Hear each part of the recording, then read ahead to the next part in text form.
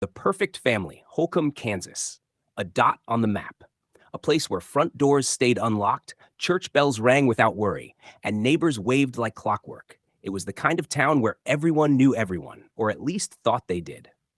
In 1959, Holcomb was the embodiment of post-war American peace. Farms flourished, families thrived, and the world seemed comfortably far away. That illusion was shattered on a cold November morning when silence screamed louder than anything Holcomb had ever heard. The Clutter family was the crown jewel of this quiet community.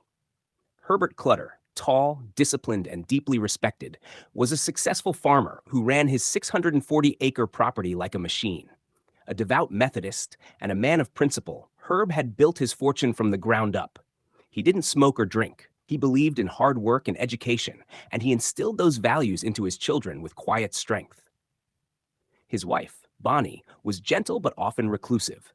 She had battled with periods of severe depression and psychosomatic illness, and many in Holcomb whispered about her delicate condition. Still, she was always kind and deeply loved by her family, even when the weight of the world kept her upstairs, away from company. Then there were the children. Nancy Clutter, just 16, bright and bubbly, active in every school club from 4-H to drama. Her smile was a fixture in the halls of Garden City High. She was dating a boy named Bobby Rupp, a clean-cut athlete who adored her. Her younger brother, Kenyon, 15, was a boy of quieter habits, more interested in carpentry and tinkering in the basement than school dances. They were, to outsiders, the perfect family. Every Sunday, the Clutters would sit in the same pew at church, their heads bowed together in prayer. They lived in a large farmhouse, a white two-story home surrounded by wheat fields, trees, and open sky. From the outside, it looked like a postcard, the kind of American dream politicians loved to reference. But that dream would soon turn into a nightmare so unthinkable, it would stain Holcomb forever. Saturday, November 14th, 1959. It started like any other weekend. Nancy baked a pie. Kenyon worked on a project in the basement. Herb met with a young insurance agent in the afternoon and later hosted a final dinner for a family friend. As night fell, the Clutters locked their doors, an unusual act, but Herb had been advised to be cautious about something. No one thought much of it. Hours later, in the deep black of early Sunday morning, that house became a trap. The killers, Perry Smith and Richard Dick Hickok, were already on their way. Ex-convicts from Kansas State Penitentiary, the pair had hatched a plan built on a whisper of a rumor that Herbert Clutter kept $10,000 in a safe at home. A former cellmate of Hickok's had worked on the Clutter farm and had spoken of Herb's wealth. That single thread of gossip turned into a full-blown obsession for the two men, and they believed this one heist could set them up for life. But there was no safe, no $10,000, no big score. What happened next wasn't robbery. It was something darker, something senseless, something evil. Morning came to Holcomb, but the Clutters did not rise. No church bells echoed from the Clutter pew. Nancy's friends grew concerned when she missed her teaching session at church. Bobby Rupp, her boyfriend, became worried and arrived at the house with Nancy's friend Susan. What they found inside would haunt them for the rest of their lives. 4 members of the Clutter family, Herb, Bonnie, Nancy, and Kenyon, were found bound, gagged, and shot at close range. Each murder was cold, calculated, and eerily precise. No neighbors heard a sound. No one saw anything suspicious. The entire crime had taken less than an hour, but its psychological aftermath would unravel the town for years. Blood spattered across walls that once held family photos. Nancy was found in her bed, her arms tied behind her, a bullet through her head. Bonnie lay neatly tucked under her blankets, as if still trying to escape the world's weight. Kenyon and Herb were found in separate rooms, executed with the same savage calm. There was no sign of struggle, only silence and death. The town of Holcomb was stunned into disbelief. Sheriff Earl Robinson and the Kansas Bureau of Investigation were called in immediately. But the case gave them almost nothing to work with. No fingerprints, no shell casings, no obvious motive. Nothing was stolen, not even the few dollars found in Herb's wallet. It was like the killers had vanished into the wheat fields that surrounded the town. In the days that followed, fear took hold. Farmers loaded their shotguns, mothers double-locked doors. In a place where crime was almost unheard of, paranoia spread faster than truth. Who could have done this? Was it someone from town? A drifter? A stranger? No one knew, but everyone had a theory. The funeral was held quietly. Friends and neighbors watched in horror as 4 caskets were lowered into the Kansas earth. The tragedy went beyond grief. It was a betrayal of safety. The Clutters had lived a life rooted in morality, kindness, and faith. And still, they were slaughtered in the night like animals. It was a story the media couldn't ignore. Reporters from across the country began descending upon the little town of Holcomb. Among them was an author named Truman Capote, who saw in this case not just a crime, but a window into the soul of America. He would later call it the beginning of something new, and it was. But before the world would dissect the meaning, the trauma, and the motive, the town itself had to survive the unthinkable. The Clutter family wasn't just murdered, they were erased in a single night by 2 men chasing a fantasy. This is the Untold Trace, and I am your host. What happened inside that farmhouse wasn't just murder. It was a quiet town's descent into fear, suspicion, and national obsession. If you're gripped by this already, like, follow, subscribe, and stay tuned. The darkness is just beginning to unfold. Before the blood had dried in the Clutter home, the killers were already gone, drifting across state lines like smoke in the wind. Their names, Perry Edward Smith and Richard Eugene Hickok. 2 ex-convicts, 2 broken lives. 2 men bound together by delusion, desperation, and a reckless pursuit of something bigger than themselves. What they left behind was not just a crime, but a question. How do ordinary men become monsters? Richard Dick Hickok was born in 1931 in Kansas. He was, by all appearances, a smart, likable, well-mannered young man. Teachers described him as having potential, maybe even brilliance. But something always hovered beneath the surface. A restlessness, a defiance, a craving for more than life would ever hand him. After a car accident in 1950 left his face slightly disfigured, Hickok began to spiral. The trauma didn't just scar him, it changed him. He became reckless with money, pursued multiple affairs, and lost whatever stable path he'd once been on. Soon he was forging checks, stealing from employers, and eventually landed in Kansas State Penitentiary. It was there, inside those concrete walls, that he met Perry Smith. Smith was a different beast. Born in 1928 to a fractured family, a rodeo performer father and a mother who died of alcoholism, Perry had spent much of his life in orphanages, detention homes, and institutions. He claimed to have been beaten and starved in his youth. His legs had been permanently injured in a motorcycle accident, causing him chronic pain and giving him a strange bow-legged gait. But it wasn't just his walk that was off. It was the darkness that grew inside him. Nurtured by a lifetime of suffering and abandonment.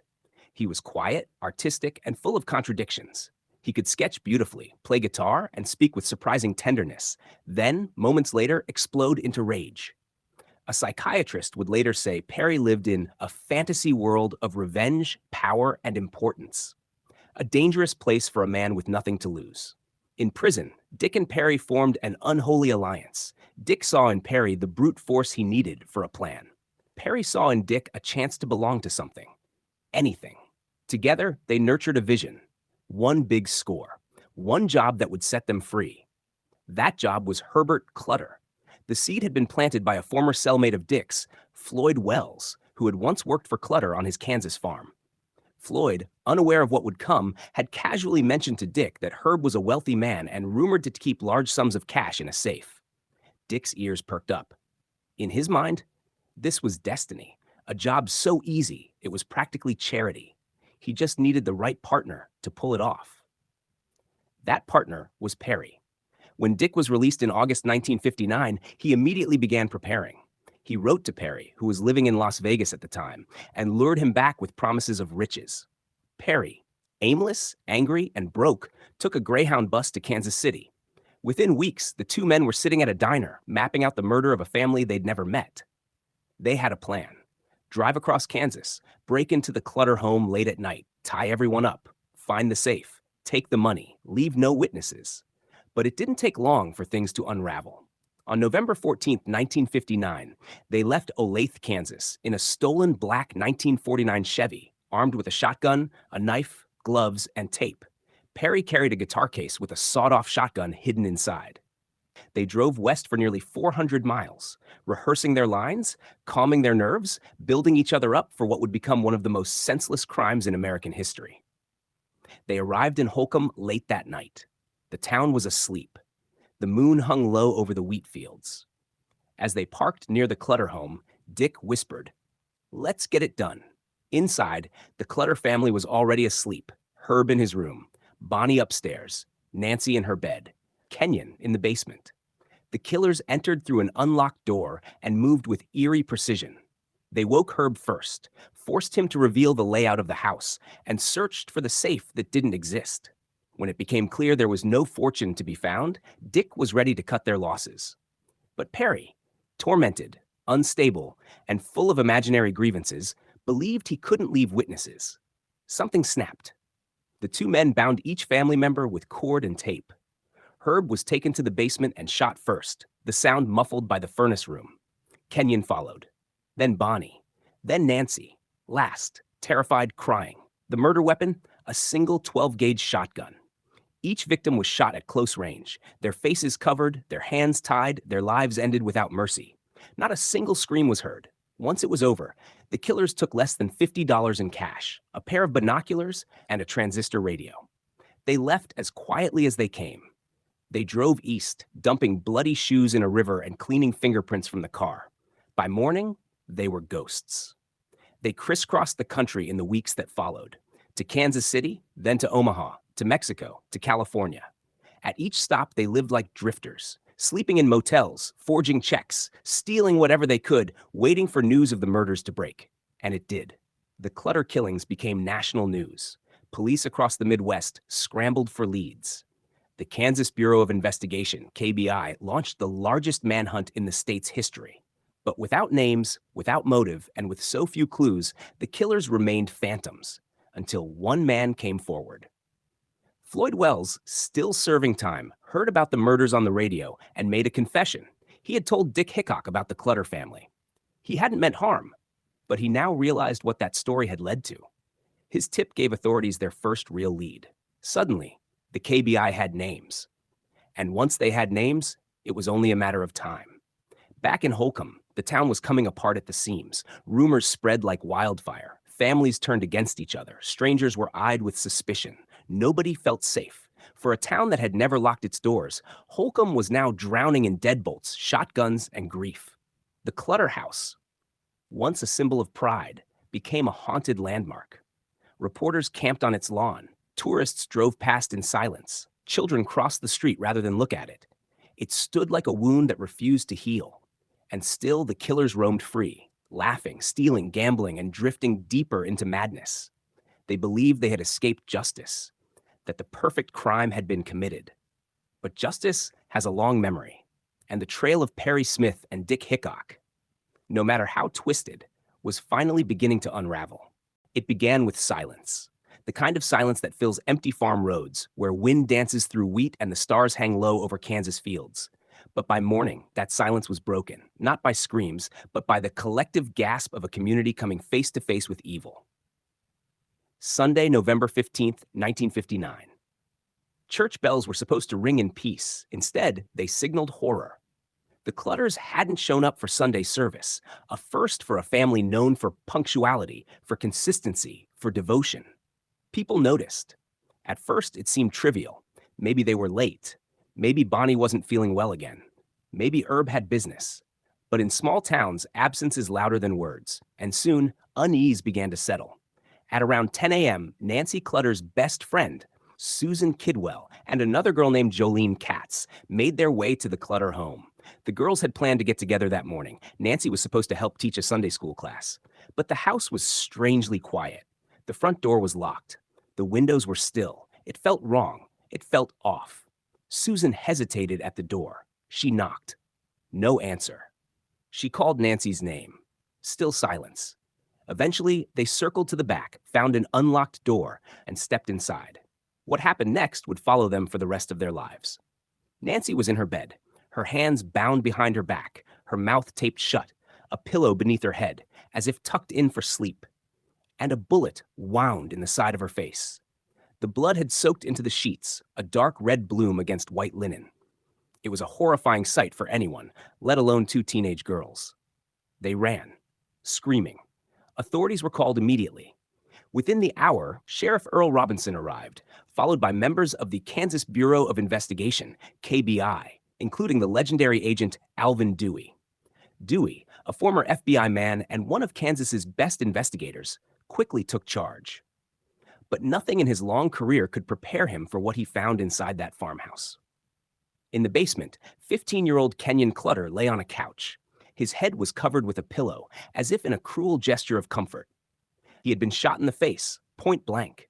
A chair sat nearby, with ropes still hanging from its arms. He had been bound, left, then executed.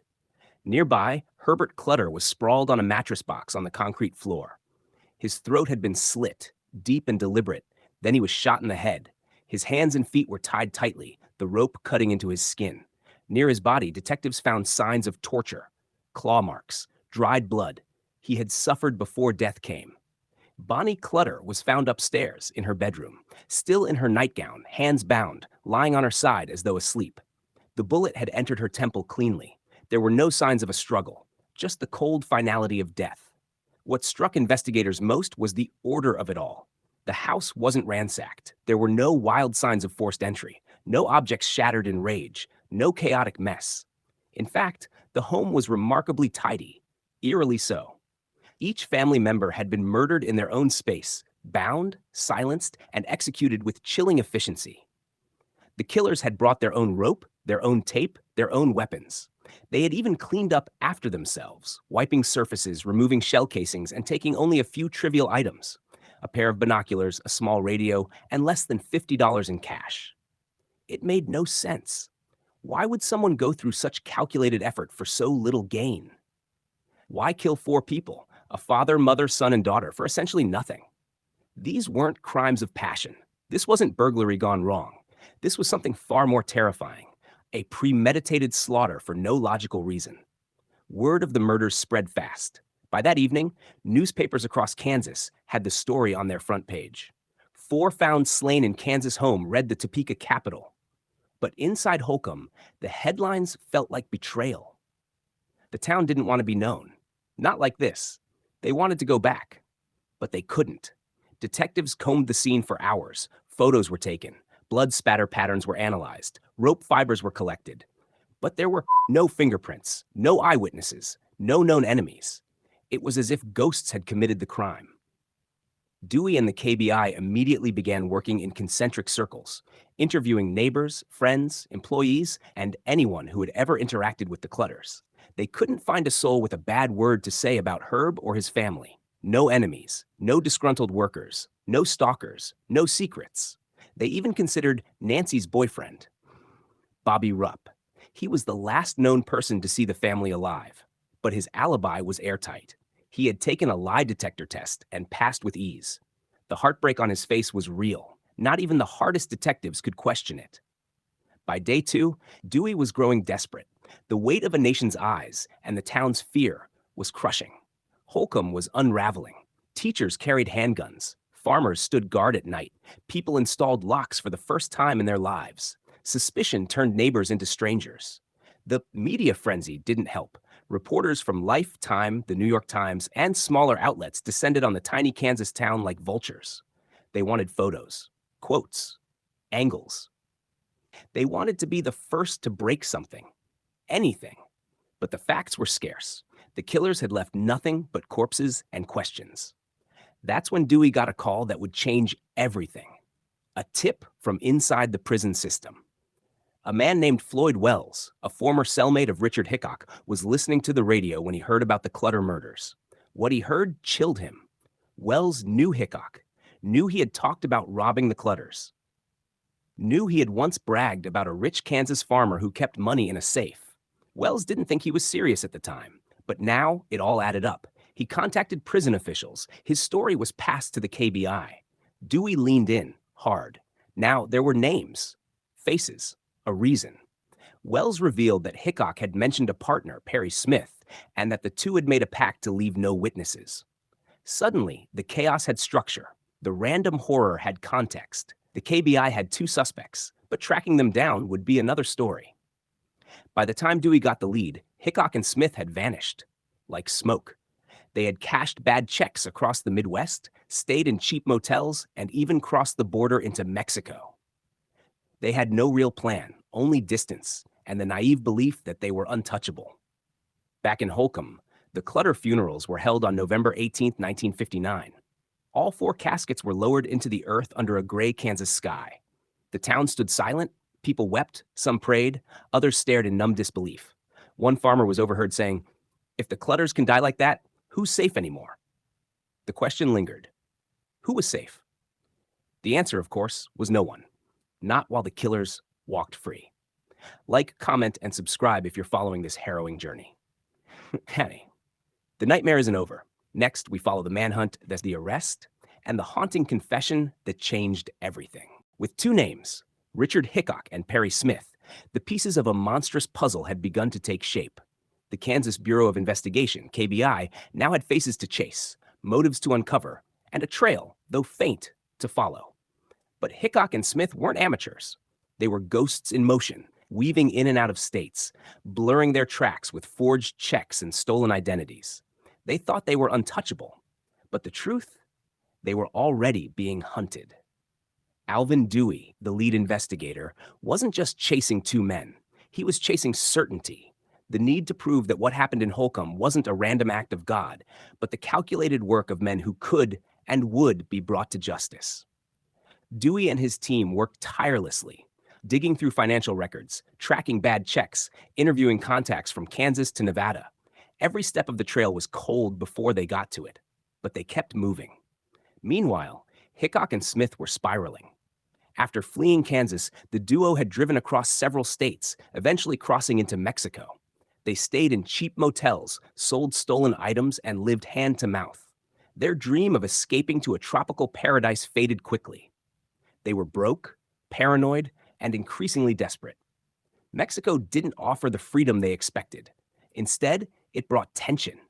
Perry hated the heat, the food, and the aimlessness. He scribbled in his journal, read books obsessively, and brooded over their next move. Dick, on the other hand, grew reckless. Drinking, gambling, chasing women. They were no longer partners in crime. They were two ticking bombs.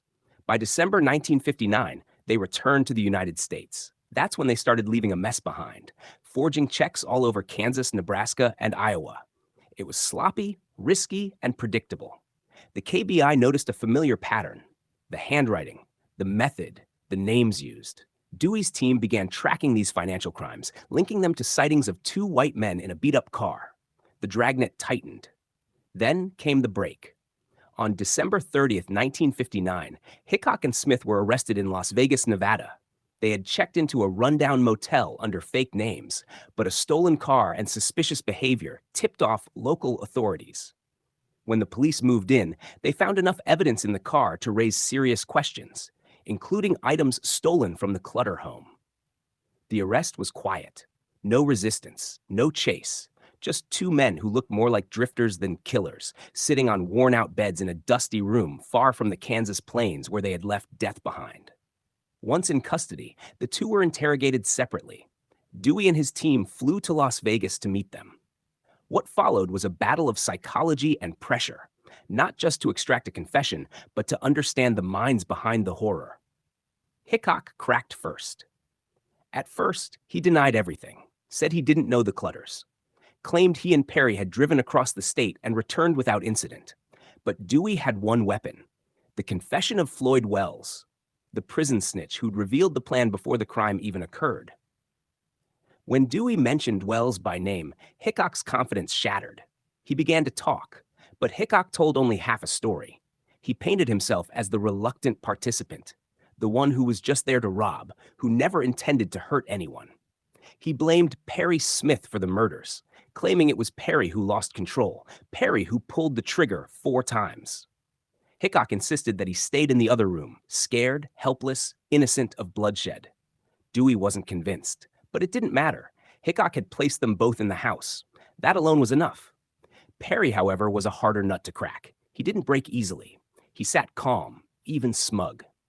But inside, he was boiling. He had always hated liars, betrayers, and now he learned that Dick was blaming everything on him. That betrayal did what hours of interrogation couldn't. It fractured his wall of silence. And Perry began to talk. His version was different, darker, more introspective. He didn't deny the murders. In fact, he confessed in detail. But what stood out wasn't just what he did, but how he spoke about it. Perry described the murders with a detached calm. He said he didn't want to do it, but once he started, it was like he had left his body. He claimed Herb Clutter begged for his family to be spared. Said Nancy cried. Said Bonnie never even screamed. He confessed to cutting Herb's throat, then shooting him. He said he shot Kenyon next. Then Bonnie. Then Nancy. In that order. Each one methodical. Each one silenced. What haunted investigators' reasoning, Perry didn't claim rage. He didn't claim panic. He simply said, I thought Mr. Clutter was a very nice man. I thought so right up to the moment I cut his throat.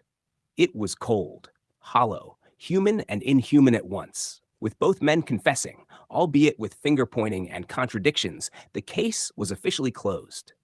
The Clutter murders were solved. The killers were behind bars. The people of Holcomb could exhale for the first time in weeks. But justice wasn't complete. Not yet. The trial was set for March 1960 in Garden City, Kansas. Security was tight. Emotions were high. Reporters returned in droves. Truman Capote, already knee-deep in his research for In Cold Blood, was there, watching every moment with a quiet intensity. Both Hickok and Smith were charged with 4 counts of first-degree murder. They entered not guilty pleas by reason of insanity. Their defense attorneys argued that their actions were the result of deep-seated psychological trauma, particularly in Perry's case. But the prosecution and the public saw it differently. They saw cruelty, premeditation, and worst of all, indifference. Psychiatrists were brought in. One concluded that Perry suffered from paranoid schizophrenia, emotional detachment, and possible brain damage. Another described Dick as a classic sociopath, with no remorse and no empathy. But in Kansas at that time, the Naughton Rule was in place, a narrow legal standard for insanity. To be declared insane, the defense had to prove the men didn't know right from wrong at the time of the crime. And that was a high bar. The jury didn't need long. On March 29, 1960, both men were found guilty on all counts. The recommendation? Death by hanging. Back in Holcomb, there was no celebration, just quiet resignation. The town would never be the same. The Clutter house sat abandoned for years. The pew at church remained empty. And Nancy's classmates, once bubbly and full of plans, carried the weight of that day like a scar. As for Hickok and Smith, they were sent to death row at the Kansas State Penitentiary in Lansing. But death would not come quickly. They remained on death row for nearly 5.5 years, filing appeal after appeal. During that time, Capote visited them frequently, building the relationship that would ultimately become the foundation for In Cold Blood. He found them fascinating, contradictory, damaged. The courtroom in Garden City was far from the chaos of the Clutter home, but it held the same stillness, the kind that follows horror. In March of 1960, Perry Smith and Richard Hickok were brought to trial for the murders that had ripped Holcomb from the shadows of anonymity and thrust it into the national spotlight. Both men sat in stiff collars, freshly shaved, their faces emotionless, but the evidence piled against them like bricks in a mausoleum. Their confessions, gathered during the grueling interrogation in Las Vegas, served as a spine to the prosecution's case. Yet neither man displayed much remorse. Perry often spoke softly, as if detached from the carnage. Hickok was smug, occasionally sarcastic. Courtroom attendance swelled by the day. Locals who once prayed beside Herb Clutter now whispered in disbelief from the wooden benches. The town had never seen anything like it. Reporters crowded in, some from major papers, notebooks scribbling every tremor of voice, every flick of expression. And somewhere among them sat a man named Truman Capote, quiet, observant, already sketching a new kind of American story. The trial did not drag. It moved quickly, spurred by overwhelming evidence and public outcry for justice. The jury deliberated for less than 40 minutes. The verdict was a cold, unanimous one, guilty on all counts. The sentence? Death by hanging. Still, the story didn't end there. Appeals, automatic in capital cases, spun the wheel of time for another 5 years. During those years, Capote developed a haunting relationship with both Perry and Hickok. He interviewed them exhaustively, humanizing them on the page even as the public painted them as monsters. His book, In Cold Blood, was taking shape and would eventually give birth to a new genre, the nonfiction novel. But in the real world, outside of literature, justice moved forward. On April 14, 1965, in the cold early hours of the morning, the Kansas State Penitentiary prepared its gallows. At 12:19 a.m., Richard Hickok was led out first. He climbed the steps with no resistance. His last words were simple: "No hard feelings." The rope dropped and silence followed. Perry Smith was next. His walk to the platform was slower. His head hung slightly lower. When asked for any final words, he muttered, "I think it's a hell of a thing that a life has to be taken in this manner. I apologize for what I did." At 1:02 a.m., the trapdoor opened and he fell into darkness. For some, the executions were justice. For others, it felt like just another tragedy. Two more bodies added to the four they'd taken. But for Holcomb, it was a long-awaited end to a nightmare. Still, the legacy of the Clutter family murders never really faded. Capote's In Cold Blood was published the following year. It captivated America with its vivid reconstruction of the crime and its unflinching look at the minds of the killers. Readers were disturbed not just by the brutality of the murders, but by how human the murderers appeared. That was Capote's genius and his controversy. Some praised the book as a literary masterpiece. Others condemned it as exploitation. The line between journalism and art had been blurred, perhaps irreversibly, and the public couldn't look away. The story inspired films, documentaries, and decades of debate. But at its core, it was still about a family, a real family, slaughtered in their home. Nancy Clutter was 17 when she died. She loved horses, baking, and dreamed of being a teacher. Kenyon, just 15, spent his last day building a hope chest for his sister. Bonnie Clutter suffered from debilitating depression but was trying to rebuild her life. And Herb, proud, kind Herb, was a symbol of decency in a world that now seemed to reward cruelty. Their graves rest beneath the Kansas sky, not far from where they lived and died. Visitors still leave flowers, sometimes notes. They are not forgotten. In the aftermath, Holcomb was never the same. Some families moved away, spooked by the senselessness of it all. Doors that were once left unlocked were now bolted shut. Trust, once the glue of the community, turned to caution. Even the physical Clutter home, once a beacon of order and prosperity, fell into a kind of haunted disrepair. The rooms where the murders took place remained still, ghosts lingering in silence. Over the years, the property changed hands. Some hoped to preserve it, others wished to forget it, but no one truly could. The Clutter family murders remain one of the most chilling crimes in American history, not because of what was stolen, but because of what was lost. Innocence, stability, and the illusion of safety in small-town life. And perhaps that's why we still revisit this case decades later. Not to glorify the killers, not even to idolize the victims, but to remind ourselves that horror doesn't always knock. Sometimes it enters quietly, without warning, dressed in the face of desperation and darkness. This has been The Untold Trace, and I've been your host. If this story gripped you, chilled you, or made you reflect, then comment, and subscribe.